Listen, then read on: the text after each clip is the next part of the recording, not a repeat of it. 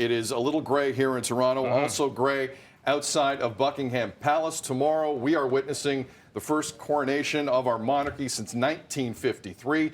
King Charles III will have his moment. Lisa LaFlamme on the ground for City TV. If it's a big moment, Lisa is there. Lisa, good morning to you. I mean, we'll talk about the weather here in a second because I'm fascinated as things have opened up over you. But first things first, and you know this better than anyone, Lisa, when you cover a story this big, sometimes you see some things you don't normally see. And yesterday we got one of those visuals. Good morning.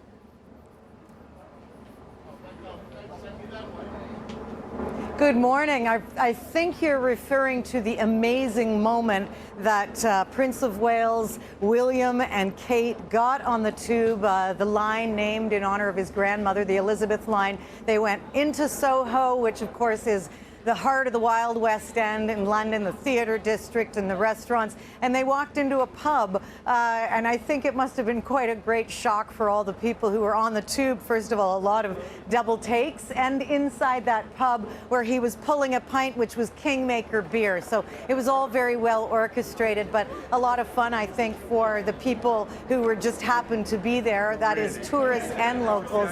Really exciting, and I think it's actually very cool that William and Catherine are doing this kind of outreach, especially in these crazy lead-up days to the coronation, because don't forget, they also were part of the big rehearsals at Westminster Abbey, and those rehearsals continue today. They don't want to leave anything to chance, so they are inside the Abbey, and we're told that the King is also in there, or was in there for a period of time this morning, just again to make sure everything unfolds perfectly tomorrow morning. Lisa, those rehearsals we know have been going on for weeks. I was there about 2.5 weeks ago. They had started those rehearsals then. They're making sure everything is perfect, as you just mentioned. Can you kind of give us a bit of a breakdown of what we're going to see and what you'll be covering for us tomorrow?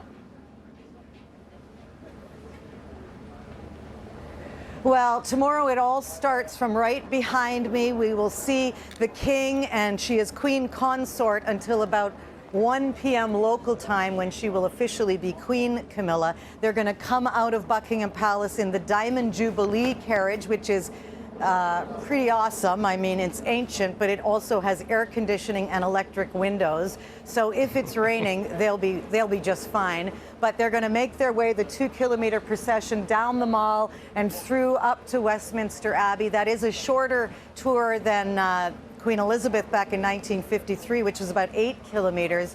There's other little touches that are going to make this a more, they call it a pared down coronation, but let's face it, this is pretty much the biggest show on earth tomorrow, and it won't look pared down for any of us who weren't there in 1953. By the way, it does feel a little bit like history's repeating itself, because apparently it was pouring rain for Queen Elizabeth in 53, and we have just had a total deluge here as well.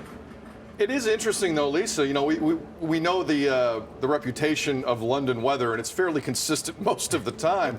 But if memory serves, like, I find when there's a big moment involving the royals, the sun is just usually beaming down on Buckingham Palace on some of the biggest days they've ever had. Is tomorrow going to be like that at all, or is it going to be similar to what you're seeing right now? You make such a great point, because I'm not kidding you. 20 minutes ago, it was brilliant sunshine and hot. And then all of a sudden, this big black cloud moved over the palace and the heavens opened. Of course, tomorrow, the magic moment, the one everyone's waiting for, is the balcony shot. We saw it for 70 years with Queen Elizabeth right up until the Jubilee, which was a year ago, June. Of course, she passed away in September. So will the sun come out for that moment? You know, you make a great point. It has happened in the past. It may again happen tomorrow. The forecast, you know what? I'm not even going to quote the forecast. We'll just see what happens. But we're all going to be watching for who's on that balcony. Good call. Yeah. Good call. Whether Prince Harry's going to make it or not is a big question mark. Right before we let you go, that's what I remember I asked you at the CSAs, the Canadian Screen Awards, about kind of the Harry situation, pun intended.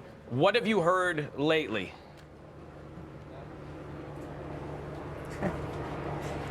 Lately, I've heard he's going to be here for under 48 hours. That means he's probably, although we have not seen a single shot of him, but he may well be on home soil at this moment. Everybody, they're being very close-lipped about where the seating arrangements will be in Westminster Abbey. We are told anecdotally that he will not be sitting with his brother, although we'll see. And also the question of, as I said, who's on the balcony. And I just should remind people that in 1953, there were 16 different balcony photographs. Different groups of people moved in and out of that balcony. So we may see several different views tomorrow, different groups of people, the working royals without Harry and maybe the family with Harry. So we don't know much about his whereabouts, but you can hear the choppers overhead, which is just another indication that security is also tightening down here. The barricades are up. They've closed the street off here now on the Mall in front of Buckingham Palace. So really everything is ready, it seems like, for the big moment tomorrow. Oh, there are plenty of talking points ahead of this tomorrow. City TV's coverage begins at 4 a.m. Eastern tomorrow. The coronation. And we have plenty of time. Yes, plenty of time. Yeah, you do. Lisa LaFlamme, Cynthia Mulligan are on the ground. 4 a.m. Eastern. I'll say it again. 4 a.m. Eastern is when our coverage begins. Lisa, you will continue this conversation with Tammy in just a few moments. At 7 o'clock, you're watching BT.